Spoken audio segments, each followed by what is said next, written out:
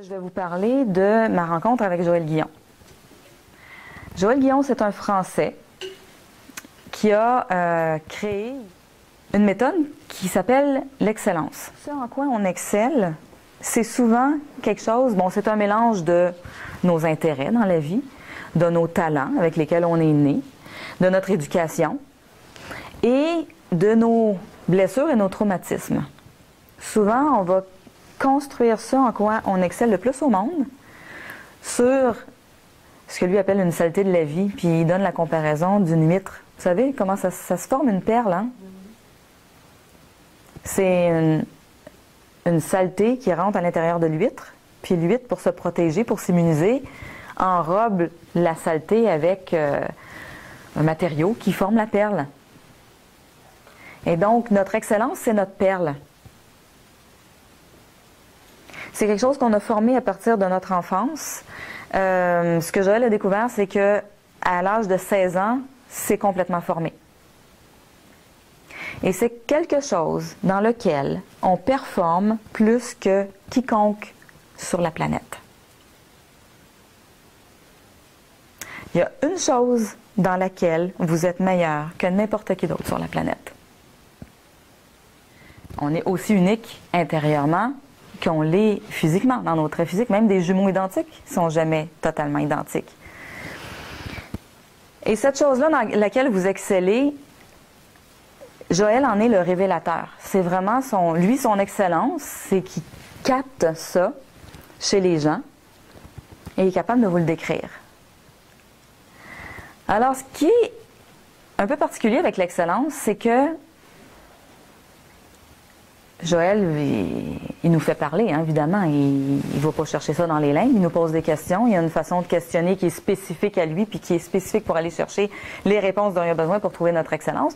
Il nous fait parler pendant à peu près 3/4 d'heure. Et puis là, finalement, il nous dit, bon, ben ton excellence, c'est ça, ça, ça, ça, ça. Et vous allez dire, ah oui, c'est vrai. C'est vrai que je fais ça. Moi, ça fait déjà une 40aine de personnes que je vois passer entre les mains de Joël Guillon, puis faire leur excellence. Et ce qui est vraiment particulier, c'est que les gens disent, oui, c'est vrai que je fais ça. Surtout, en plus, si vous avez des gens qui vous connaissent, qui sont avec vous, ils vont dire, oui, c'est vrai que tu fais ça. Et là, il va vous dire, répète-moi ce que je viens de te dire. Impossible. Il n'y a personne qui est capable. Ça fait pas loin de 2000 personnes en tout qui font leur excellence avec Joël, incluant des cadres supérieurs de multinationales, incluant des politiciens haut placés, de haut niveau, incluant des personnes, tu sais, qu'on se dit, ben, eux, ils doivent le savoir, là. Non. Personne n'est capable de redire c'est quoi leur excellence. Puis même encore plus que ça, moi, je vous dirais par expérience, parce que Joël, il vient ici, au Québec, il vit en France, donc il vient ici au Québec, il fait son atelier de 2 jours, il révèle l'excellence aux participants, il n'y a jamais plus que 8 participants, parce que c'est une espèce de coaching individuel qu'il fait, en fait. Il passe chaque personne une après l'autre, puis à plusieurs reprises pendant l'atelier pour que les gens intègrent leur excellence. Si on se le faisait dire juste une fois, on l'oublierait aussi vite. Donc on passe au moins à 3 ou 4 reprises pendant l'atelier, mais au bout de 2 jours, il s'en retourne chez lui, puis je vous jure, le lendemain, les gens ne se rappellent plus. C'est là que moi, je commence mon travail. Parce que moi, je suis au Québec. Puis là, moi, je continue l'accompagnement avec les gens. Et je dirais que si on le fait au quotidien, d'être avec la personne, puis de lui rappeler son excellence, puis de lui montrer quand elle le fait. Tu regardes, tu as vu, tu l'as fait comme ça. Ça prend plusieurs semaines avant que la personne commence à l'intégrer, puis à dire, ah oui, je me rends compte que je fais ça. Pourquoi c'est comme ça? C'est bizarre, hein? Comment ça se fait que la chose dans laquelle on est le meilleur au monde, c'est la chose qu'on a le plus de difficulté à voir de soi? Est-ce que c'est parce qu'on est taré? Non. C'est parce que c'est tellement facile pour nous. C'est tellement facile pour nous. C'est tellement évident qu'on n'en voit pas la valeur. Même que souvent, une des premières réactions qu'on a quand Joël nous dit notre excellence, c'est de dire, ben oui, mais tout le monde peut faire ça. Puis là, les autres disent, non, on ne peut pas faire ça. Mais c'est tellement facile pour nous qu'on a l'impression que tout le monde peut faire ça. Ça, c'est la première chose. Et c'est aussi, on est un peu sur le pilote automatique. Moi, j'appelle ça notre angle mort. ça nous prend du temps quand on est bébé à apprendre à marcher, hein? Puis on tombe sur le cul, il paraît que c'est quelque chose comme 3000 fois avant d'être capable de se tenir debout sans tomber. Mais après qu'on sait marcher, on se pose plus la question. Je lève ma jambe, je pose d'abord le talon, puis j'allonge le pied, puis là je mets mon poids sur, je transfère mon poids. S'il fallait qu'on fasse ça, ça serait long, se rendre quelque part, hein? Donc, à un moment donné, vous posez-vous la question quand vous marchez? Comment vous faites? C'est dans un éclair de seconde, puis un pas qui est hyper long à expliquer, avec des mots, il prend une fraction de seconde à faire. L'excellence, c'est pareil. Ce dans quoi vous, chacun, spécifiquement, vous excellez, vous faites ça comme ça, si quelqu'un d'autre essayait de faire comme vous, ça y prendrait 3 quarts d'heure, faire la même chose qui vous prend, vous, 30 secondes. Parce que c'est pas son excellence.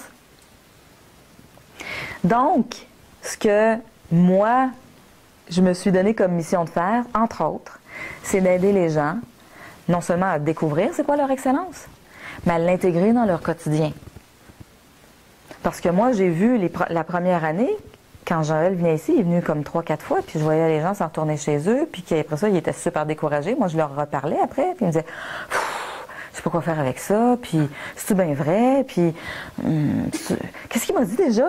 C'était quoi déjà mon excellence? » Enfin bref, c'était vraiment « Mon Dieu, mais il faut faire quelque chose. » Et puis c'est là que j'ai décidé de, moi, dans mon excellence, monter mon programme. Pour aider les gens à intégrer leur excellence dans leur quotidien et à en faire quelque chose. Parce que, en plus, quand vous faites quelque chose qui est dans votre excellence, vous vous amusez tout le temps. C'est facile.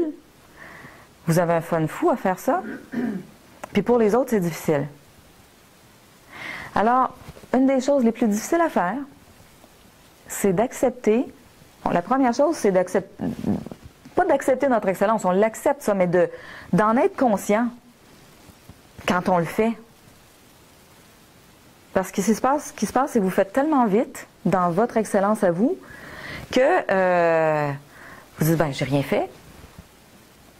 Moi, j'accompagne des gens en coaching qui me disent, waouh, c'est super ce que tu as fait, puis ça m'a tellement aidé, puis ça m'a fait du bien. Puis je dis, il me semble que j'ai rien fait. Ça s'est fait. Hein, on dit ça s'est fait tout seul. Mais c'est parce que ce qu'on réalise pas, c'est que ça fait toute une vie qu'on développe ça.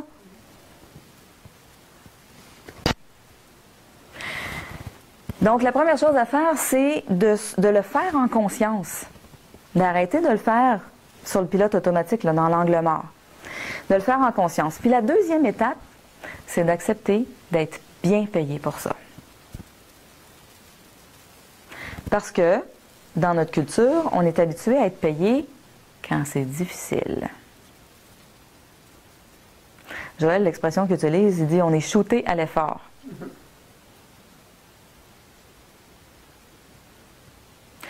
Puis une des façons qu'il suggère pour apprendre, c'est d'arrêter de se faire payer quand c'est difficile.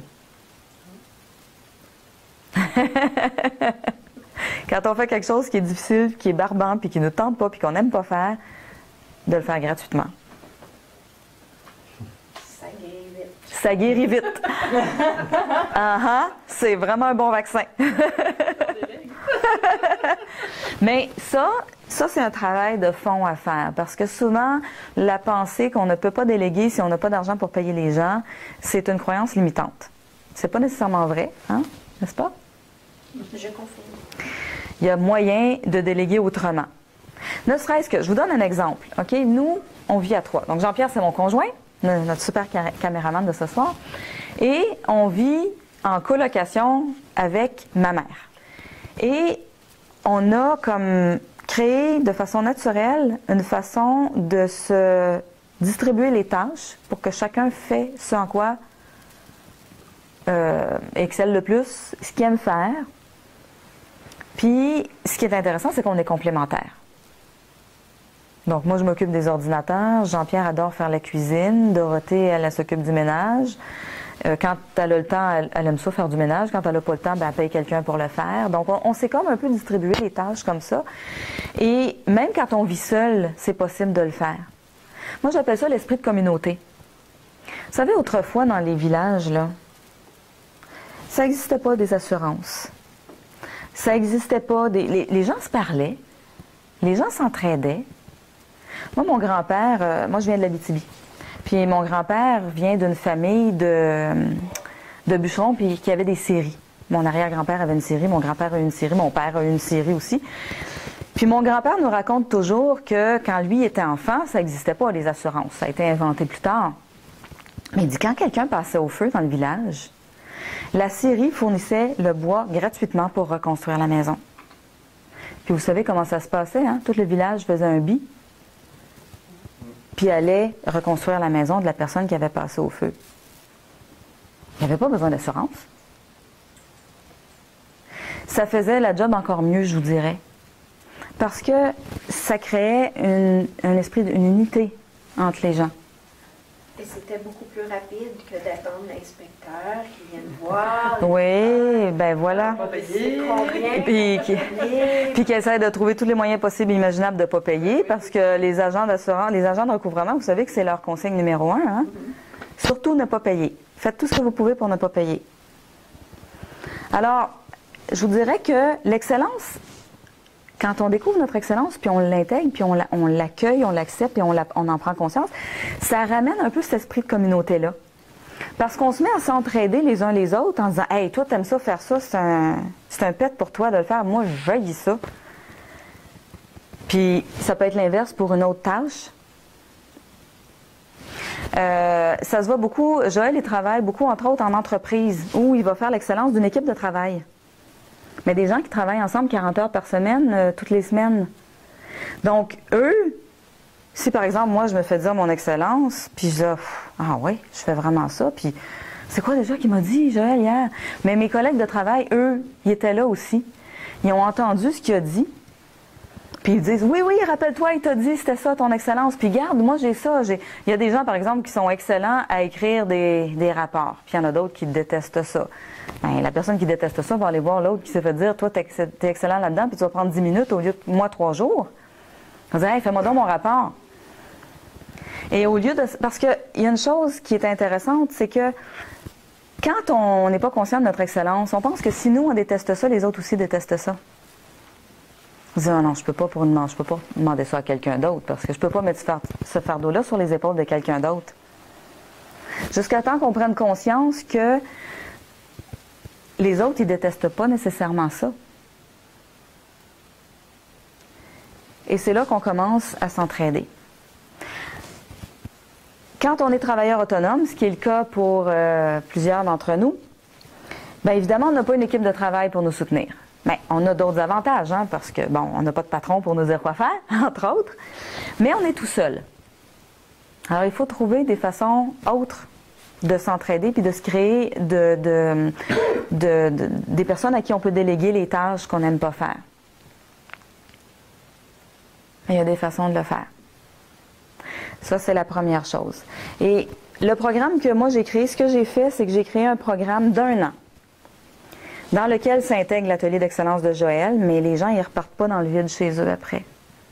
Moi, j'ai créé tout un accompagnement qui permet aux gens de prendre conscience de leur excellence, après ça, d'accepter d'être payés pour ça, parce que c'est tellement facile que vraiment, je vous jure, au début, les gens disent « Mais ça n'a aucun sens, je ne peux pas me faire payer pour ça, c'est trop facile. » Donc, il y a tout un travail à faire sur accepter la valeur de ce qu'on offre. Puis, après ça, il y a un autre défi, c'est de faire une mise en marché de ça. Parce que, comme on est tous uniques dans notre façon de faire, ben on peut plus dire, ben moi je fais tel métier ou moi je fais tel métier.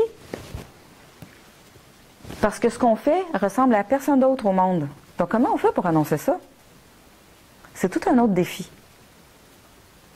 Et je voudrais, c'est le 3e volet de mon programme, parce que c'est vraiment quelque chose. Je l'expérimente moi-même ces temps-ci, parce que je suis en démarrage de mon entreprise, moi aussi.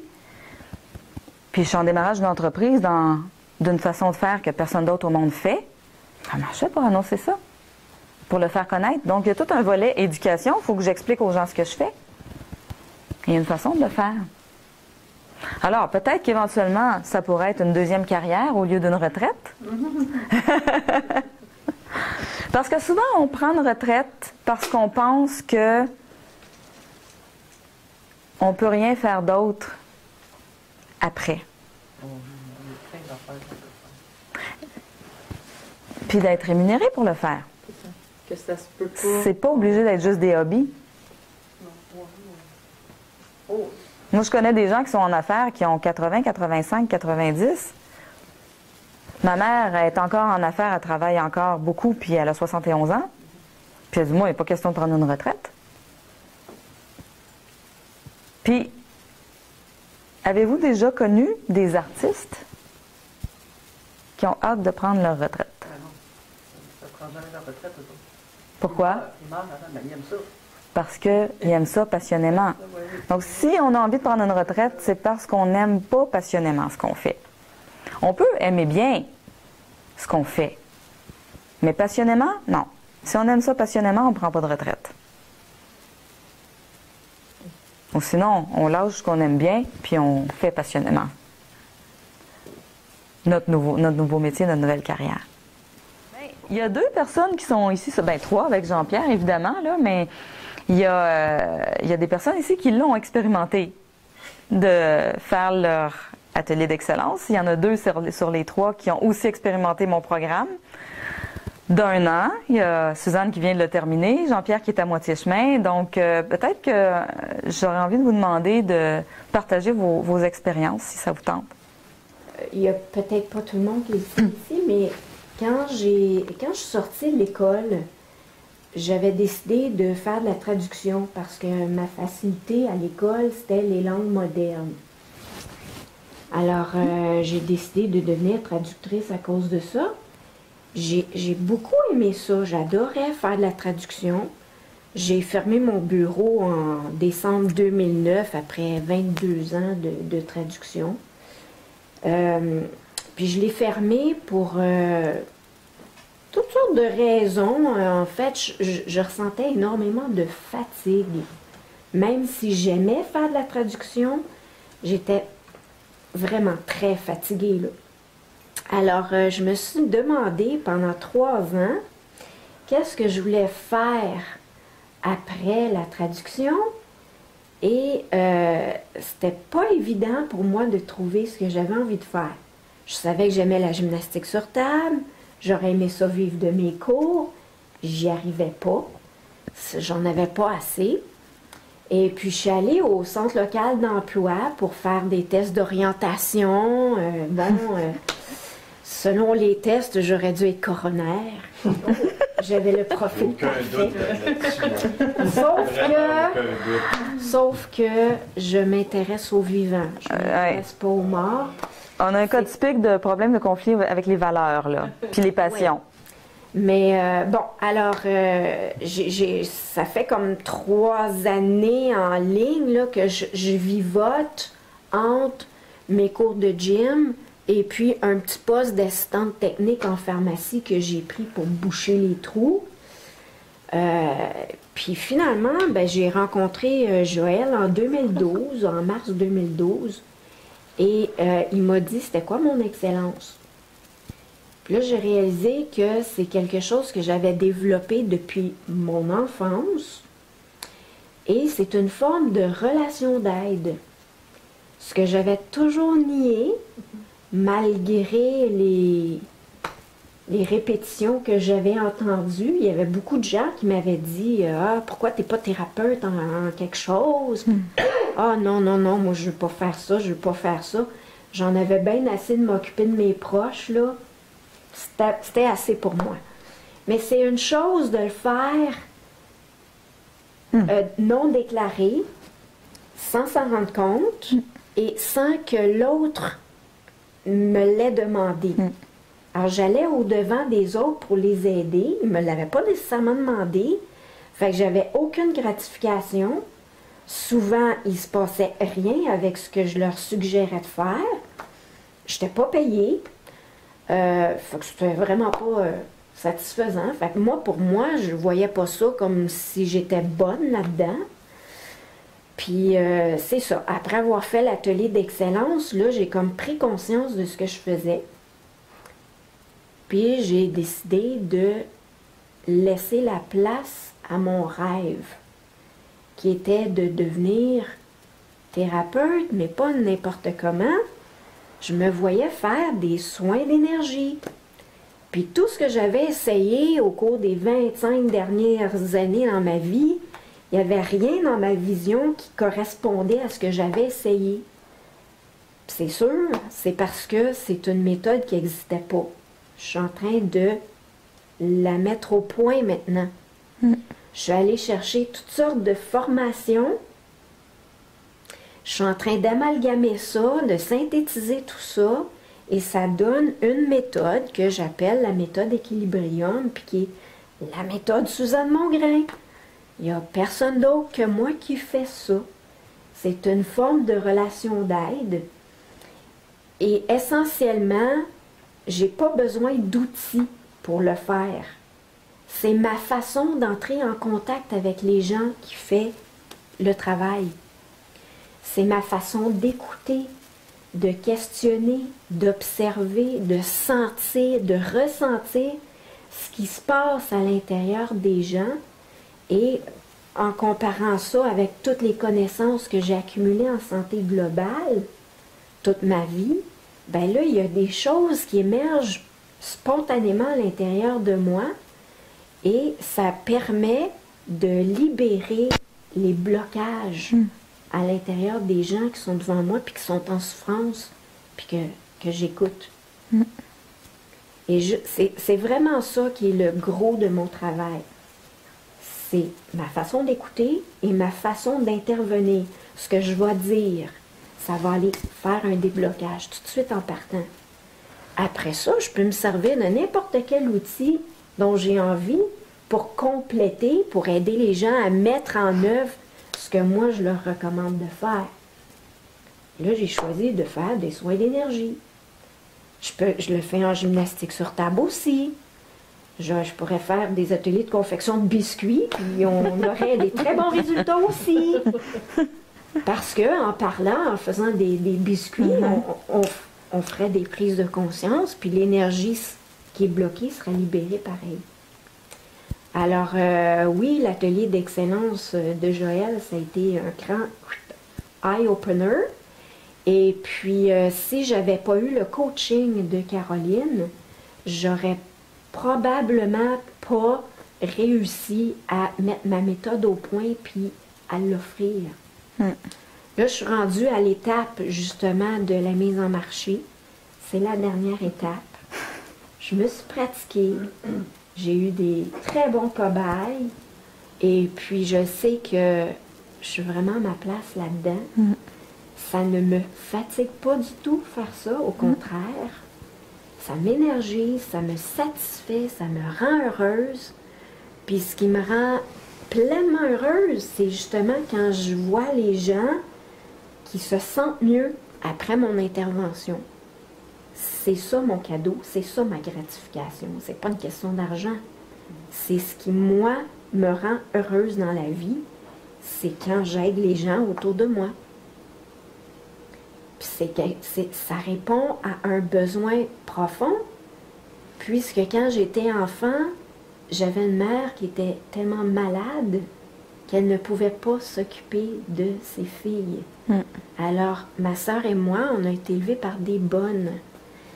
Et ça a toujours été un crève-cœur pour moi de voir cette souffrance-là chez ma mère. Et je savais que c'était pas juste une souffrance physique, c'était une souffrance morale. Elle se sentait inadéquate pour jouer son rôle de mère. Et j'ai essayé de réparer à ma façon cette injustice-là de la vie que ma mère a vécue. Et c'est comme ça que j'ai développé mon excellence pour aider les autres. Voilà.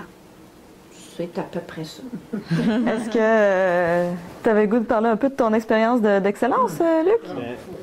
Moi, j'ai été un entrepreneur à succès. À la suite d'une démarche de croissance personnelle que j'ai faite dans les années 80, où j'ai découvert que j'aime organiser des événements. Puis ça reste comme ça. Je pensais pas qu'on pouvait gagner notre vie en faisant ça, mais le concours de circonstances, un de mes amis, il m'amène travailler dans une compagnie de son ami qui organisait des événements au niveau corporatif, tout ça. Puis je trouvais ça, je dis, on peut gagner notre vie en faisant ça, c'est incroyable. Puis des concours de circonstances ont fait que, bon, j'ai travaillé pour eux pendant de nombreuses années, mais par la suite, j'ai repris le fonds de commerce parce qu'ils ont décidé de fermer l'entreprise. J'ai remonté ça sur pied, puis pendant 10 ans, la dernière année, on faisait 2 millions de chiffres d'affaires par année, avec un grand pourcentage de profit. Et donc, bref, je m'étais monté une équipe, sauf qu'à un moment donné, arrive une rupture, à un moment donné, dans le bureau, il arrive une grosse crise, on cherche un local à Montréal, c'est un investissement d'1 million de dollars environ, puis on était approuvé pour obtenir... mais ça faisait longtemps que je n'avais pas pris de vacances, puis pendant ces vacances de Pâques-là, j'ai une petite voix qui a dit « Si tes associés meurent d'un accident d'avion ou tout ça, qu'est-ce que tu achètes ça? » Là, ça fait non. Tout de suite, je dis « Ben là, je suis dans le trouble, là. » Alors, je reviens au bureau, je dis, je ne veux plus acheter ça. Alors là, c'est la grosse crise. Mes associés disent, sors du bureau. Là, je suis sorti du bureau, mais je suis sorti définitivement. Je n'ai plus jamais remis les pieds là. C'était une grosse séparation, avec tous les problèmes que ça impliquait. Entre-temps, il y a l'atelier de Joël et Caroline elle m'appelle, elle dit, ça serait peut-être une bonne idée que tu viennes faire l'atelier. En tout cas, je te lance ça comme ça. Là. Bon, j'ai dit, OK, j'y vais.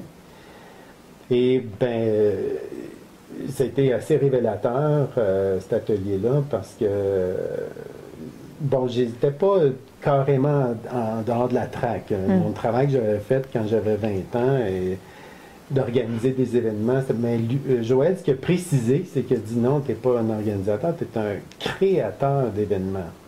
Alors là, ça fait qui suis-je pour... Qui suis-je pour me sentir un créateur? Là, ça m'a vraiment ébranlé. Puis...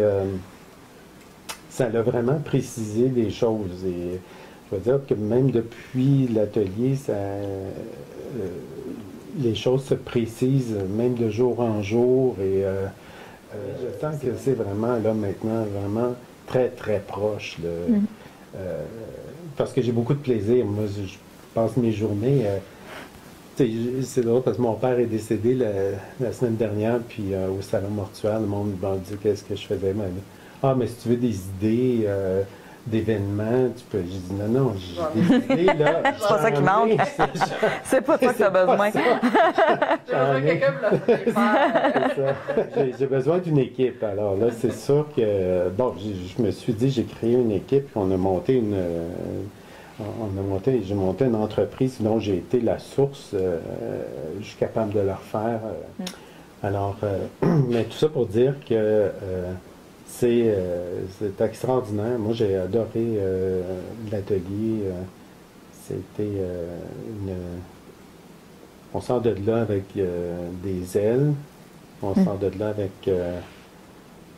on sait qu'on a un peu plus un sens de qui on est vraiment, de notre source. C'est quasiment spirituel comme démarche. Hein, c'est le vrai Luc qui est là. Et souvent, on ne se le permet pas parce que on pense qu'on n'en vaut pas la peine. Ou travailler, c'est dur, il faut que ce soit difficile, il faut que ce soit pénible. Alors, tandis que faut s'amuser. Mais surtout quand je m'amuse plus, je dis, ah, je suis en dehors de la tête. Excellent. Super. Merci, Luc. Je vais vous parler un peu de mon expérience, parce que je vous en ai pas parlé dans le fond, hein, de mon expérience directe là, avec l'excellence. Je suis d'accord avec pas mal tout ce que Suzanne puis Luc ont partagé. C'est intéressant parce que les expériences se ressemblent toutes beaucoup. On découvre un aspect de soi dont on n'était pas conscient. Des fois, on en était partiellement conscient, on en découvre une ampleur. Tu sais, par exemple, je me souviens, Luc, une des choses qu'il fait dans ses événements qu'il organise depuis toujours, c'est de mettre en valeur des artistes. Tu sais, tu traites beaucoup sur les artistes, des artistes de scène, de cirque, des musiciens, des danseurs, des choses comme ça. Puis, j'aime ça les mettre en valeur, puis j'aime ça, c'est extraordinaire. Ce qu'ils font, c'est des créateurs. Mais en réalité, ce qui le fait tant triper chez les artistes, c'est la part de lui qui se reconnaissait pas être un artiste aussi. Parce que t'es un artiste. Je veux dire, créer des événements comme ça, c'est un art en soi, là. Donc, c'est cette part-là de lui qu'il voyait pas, qui a été surtout révélée, tu sais. Puis il y a une chose que Suzanne t'a dit, je pense, qui t'a peut-être interpellée, Joanne, je sais pas, mais c'est pas fatigant quand on est 100% dans notre excellence. Je vais aller un peu plus loin. Je veux dire, quand on est 100% en cohérence avec les trois, et notre excellence, donc ce qu'on fait de mieux au monde, et ce qui nous passionne le plus au monde, et en cohérence avec nos valeurs. Quand on est en accord avec ces trois aspects-là, ça ne nous fatigue pas. Donc, le drainage d'énergie, là, il vient de... Il y a un de ces aspects-là qui n'est pas comblé. Moi, ce qui était particulier, c'est que, bon, toute ma vie, je me suis toujours considérée comme hors norme, moi. J'ai toujours été la fille bizarre. Déjà, à l'école secondaire, j'allais dans une école privée, puis il y avait un groupe d'art. Puis à chaque fois qu'il y avait quelque chose qui allait de travers dans l'école, c'était toujours la faute des filles du groupe d'art. Ah, c'est normal, là, c'est le groupe d'art. Il y avait art plastique puis musique dans le même groupe, on était séparés en deux. Puis dès que je suis devenue adulte, j'ai jamais rien fait comme les autres. Enfin bref, je me suis toujours trouvée comme en dehors de la gang toute ma vie. Jamais faisant partie d'aucun groupe, jamais comme étant normale nulle part. Et puis l'autre chose, c'est que je me suis toujours trouvée éparpillée. J'avais comme 15 millions de projets en même temps, j'exagère à peine, là, que je mène de front. Il y en a évidemment qui prennent 10 ans avant de se réaliser, c'est sûr, parce que comme j'en mène de front plusieurs... puis je vivais une espèce d'insatisfaction en me disant, ben je suis trop éparpillée, je tourne en rond, j'arrive à rien. Puis quand j'ai rencontré Joël, elle dit, ben non, tu tournes pas en rond.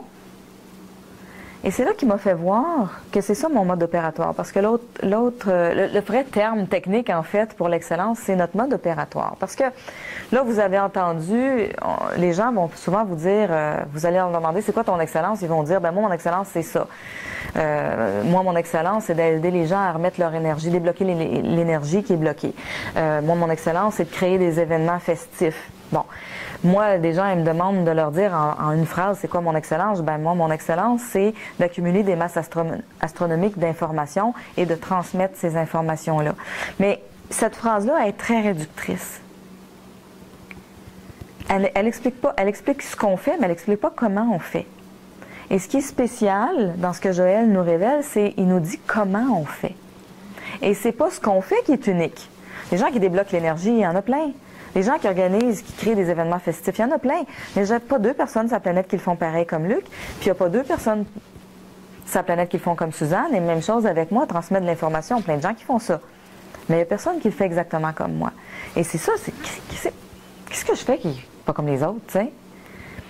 Et c'est là qu'il va nous décortiquer ce qu'il appelle notre mode opératoire, et qui est comment, très spécifiquement, on fait à chaque étape. Et c'est ça qui est fascinant. Tu vois, par exemple, moi, avec mon excellence, je transmets de l'information. Mais je transmets pas de l'information, j'ai pas écrit une encyclopédie, puis j'ai pas une émission de radio, puis j'ai pas... Comment on pourrait transmettre de l'information aussi autrement? Moi, ce que je fais, c'est que toute l'information que j'accumule est reliée directement avec des choses que des gens ont réalisées puis qui semblaient impossibles. J'ai fait mon bac en histoire. Mais ce qui m'a passionné dans tout ce que j'ai appris en histoire, c'est toujours les gens qui ont fait des affaires différentes des autres. Puis que tout le monde leur disait, c'est pas possible. Puis moi, je disais, ben ouais, c'est possible, ils l'ont fait. Puis je dis, ben, s'ils l'ont fait, ça doit être parce que les autres affaires qu'on dit impossibles maintenant, ça doit être possible. Mais évidemment, moi, j'ai été élevée par des parents qui ont toujours cru que tout était possible. Donc, tu sais, ça a été le petit grain de sel qui a ajouté à ma soif d'information. Moi, je suis une vraie machine à ramasser de l'information. C'est hallucinant. Vous me parlez de n'importe quoi ou n'importe qui. Je dis, ah oui, j'ai un dossier dans mon ordinateur qui parle de ça. Je vais t'envoyer ça par email, tu sais. C'est incroyable. Des fois, maintenant que j'en prends conscience, je me dis, c'est incroyable. En plus, je me rappelle de tout. Puis je me rappelle de où c'est rangé. J'ai des masses astronomiques d'informations dans mon ordinateur, mais je me rappelle exactement où est quelle information, dans quel fichier, puis quasiment quel. Il y a plein de gens qui sont bons pour accumuler de l'information. Mais c'est pas sur le même thème que moi, puis ils s'en servent pas de la même façon. Moi, mon trip, c'est d'aider les gens à réaliser leurs rêves. Puis plus les rêves sont flyés, plus ça me fait triper.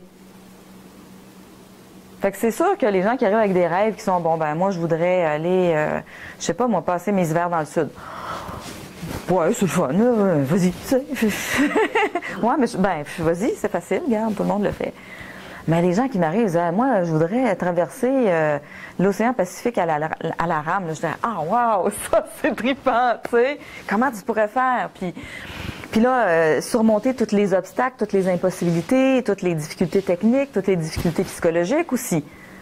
Une des choses que moi j'aime le plus faire, c'est aider les gens à surmonter leurs difficultés psychologiques. Puis comme Suzanne l'a très bien dit, j'avais fait ça toute ma vie sans m'en rendre compte. Moi, mes amis, j'étais standard téléphonique pour SOS, je suis coincée, j'y arrive pas, aide-moi, au secours, tu sais. Mais je pensais que tout le monde faisait ça. Puis quand j'ai dit ça à Joël Guillon, il a trouvé ça bien drôle. Ben non, c'est pas tout le monde. T'as jamais remarqué que c'est juste quand les gens ils ont quelque chose à faire puis ils sont coincés puis ils n'y arrivent pas, c'est toi qui appelles, c'est pas les voisins? Ah non, moi je pensais qu'il l'aurait fait quand même. Mais non, il l'aurait pas fait quand même apparemment. Hein? Mais la chose qu'il y a, c'est que des fois on se sent en situation d'échec. On se dit, ouais, ça marche pas tout le temps quand j'utilise mon excellence.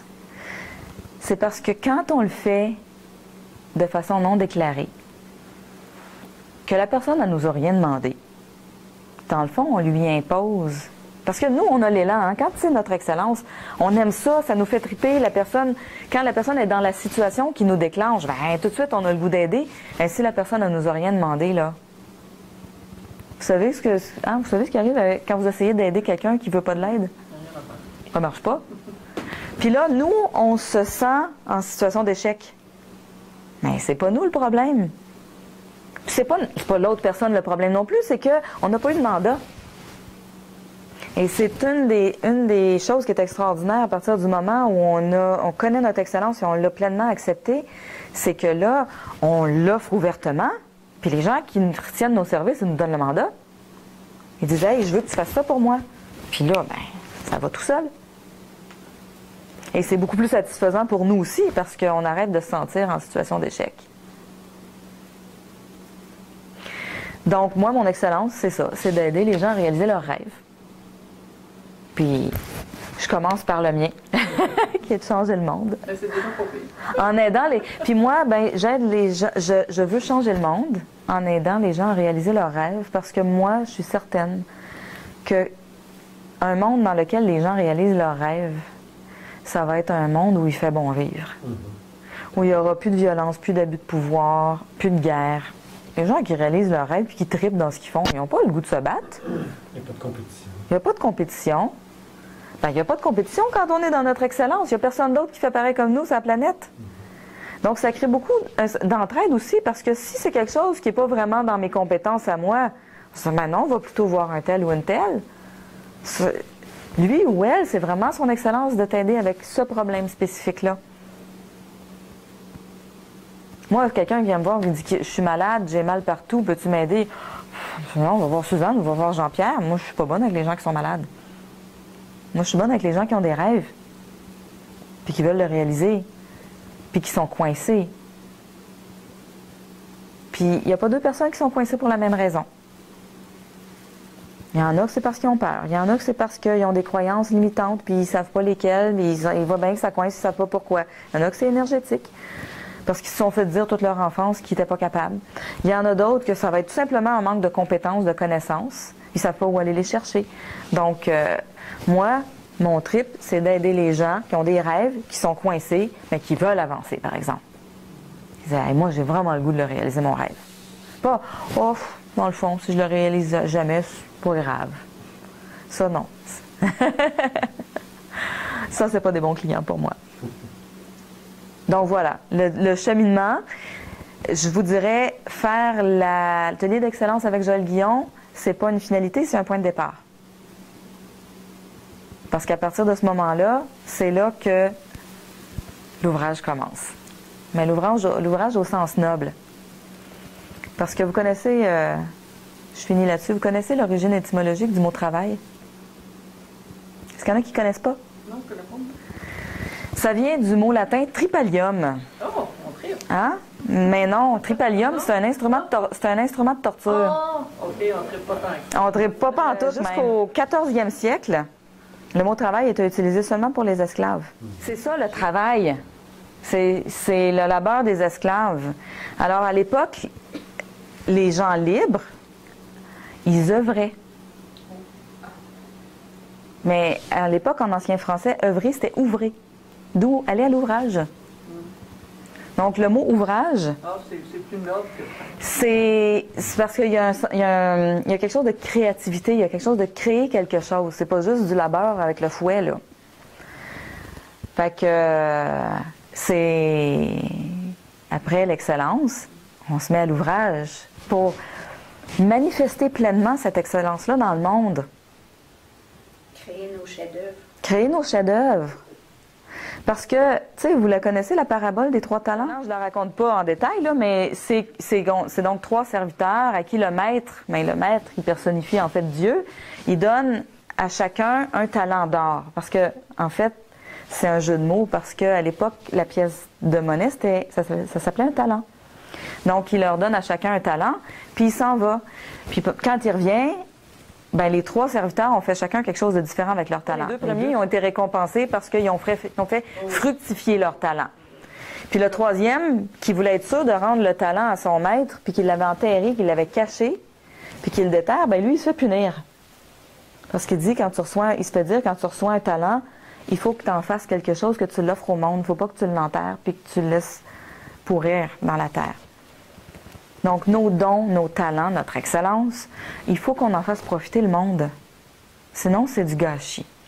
Moi, je trouve ça extraordinaire quand je vois des jeunes qui viennent faire leur excellence, parce que je me dis, ils partent avec une sacrée longueur d'avance. Moi, je sais que j'ai fait mon excellence, j'avais 47 ans. Ça faisait toute ma vie d'adulte, je me disais, tu sais, j'ai pas vraiment des dons extraordinaires, puis je vivotais, puis je gagnais un peu ma vie, mais toujours petit, je vivotais, c'est le bon mot. Puis en plus, je me sentais toujours coupable de faire les choses comme je les faisais, parce que je jugeais ça bizarre. Je vous donne un exemple, une des choses qui est spécifique à mon excellence à moi, c'est que je fais les choses en tornade. Je tourne vite. Je fais rarement plus que 15-20 minutes, une demi-heure de la même chose. Donc, dans la même journée, je peux faire un bout d'écriture, un bout de téléphone, un bout de mosaïque, un bout de peinture, un bout de jardinage, un bout de menuiserie, un bout de... Puis là, je tourne, puis je repasse. Mais en fait, l'insatisfaction, elle venait du jugement que je portais, que c'était pas correct de faire comme ça. C'est ça. Puis là, je me forçais, je me disais, mais là, c'est pas normal. Je voulais écrire un livre, entre autres. Ça faisait des années que je voulais écrire un livre, puis je me disais, mais oui, mais là, si tu veux écrire un livre, il faut que tu t'assoies et que tu écrives plus que 15 minutes à la fois, là. Donc là, je me forçais à rester assise et à écrire. Vous savez quoi? Non. Au bout de 15 minutes, je n'avais plus d'idée. Fait que là, je me jugeais bloquée. Puis quand j'ai fait mon excellence avec Joël, je n'étais pas bloquée pantoute. Je faisais juste ne pas respecter mon mode opératoire à moi. Et depuis que je le respecte, là, ben d'abord, ça tourne encore plus vite. C'est bien étourdissant pour les autres au moins. Mais vous savez quoi? Moi, je suis moins étourdie. Puis l'image qui m'est venue, dans les jours qui ont suivi, hein, cette espèce de la permission d'être une tornade, là, je me suis vue, tu sais, on parle de l'œil du cyclone. Ben, ça tourne à une vitesse folle autour de moi, mais moi, depuis que j'ai accepté d'être comme ça, je suis comme dans le centre, et moi, je suis plus étourdie. Et je tourne, puis c'est pour ça, j'ai encore 45 millions de projets de front. C'est vrai, ils se terminent pas aussi vite que si j'ai fait un à la fois. Sauf que des fois, il y en a 4-5 qui finissent en même temps, qui durent depuis 2-3 ans. Ça arrive aussi. Donc, moi, ce que je trouve que ça m'a apporté personnellement, c'est beaucoup d'indulgence et de bienveillance envers moi puis envers ma façon de fonctionner. Et en faisant ça, je suis encore plus performante. Parce qu'évidemment, quand on juge pas correct de faire comme on fait, c'est pas d'une efficacité à tout casser, hein? Parce que là, on se sent pas bien, puis là, on juge, puis là, on perd toute notre énergie, on se sent déprimé, et puis c'est pas très aidant. Ça, c'est chez moi, la chose qui m'a le plus aidée. Qui m'a le plus, je dirais, marqué suite à mon excellence. C'est ça. Ben, merci beaucoup de vous être déplacé. Et j'ai été ravie de passer cette soirée-là en votre compagnie. Merci beaucoup. Bravo.